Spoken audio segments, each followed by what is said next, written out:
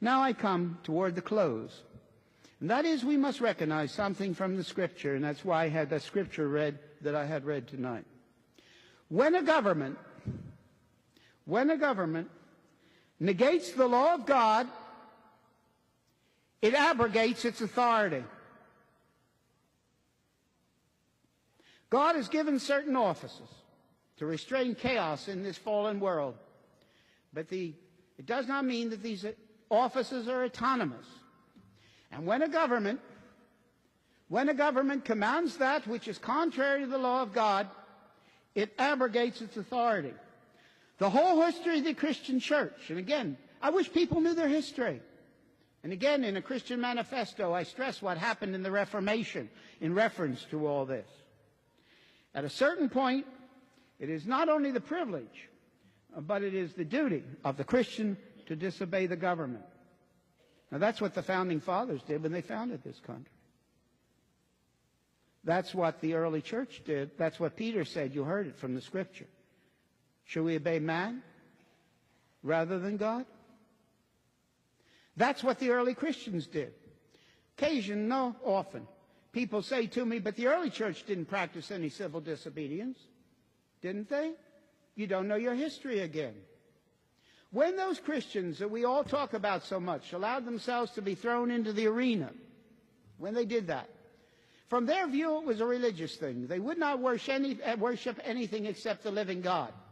But you must recognize from the side of the Roman state there was nothing religious about it at all. It was purely civil. The Roman Empire had disintegrated to the only unity it had was this worship of Caesar. You could be an atheist. You could worship the Zoroastrian religion. You could do anything. They didn't care. It was a civil matter.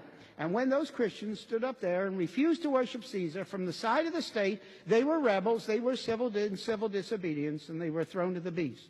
They were involved in civil disobedience. As much as your brothers and sisters in the Soviet Union are tonight, when the Soviet Union says by law they cannot tell their children, even in their home, about Jesus Christ, and they must disobey, and they get sent off to the mental ward or to Siberia. It's exactly the same kind of civil disobedience that's represented in a very real way by the thing I'm wearing on my lapel tonight.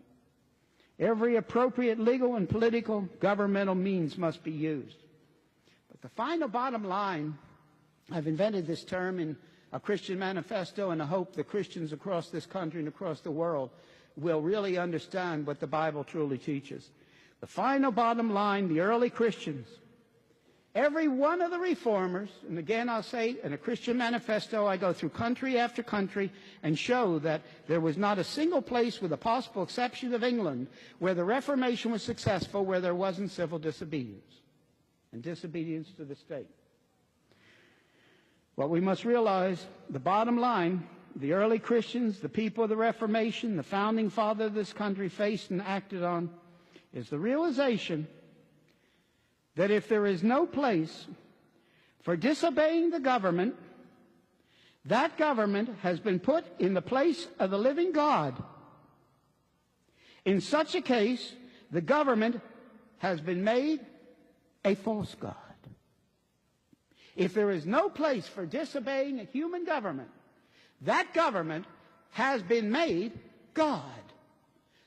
Caesar, under some name, thinking of the early church, has been put upon the final throne.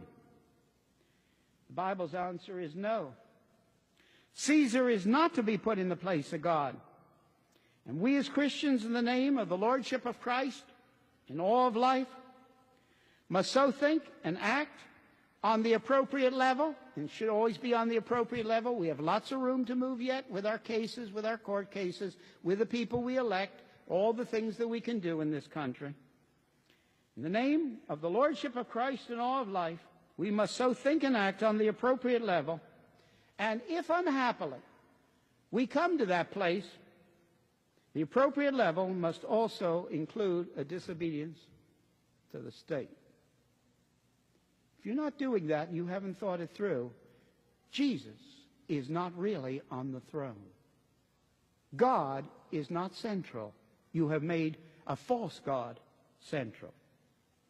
Christ must be the final Lord, and not society, and not Caesar. May I repeat the final sentence again?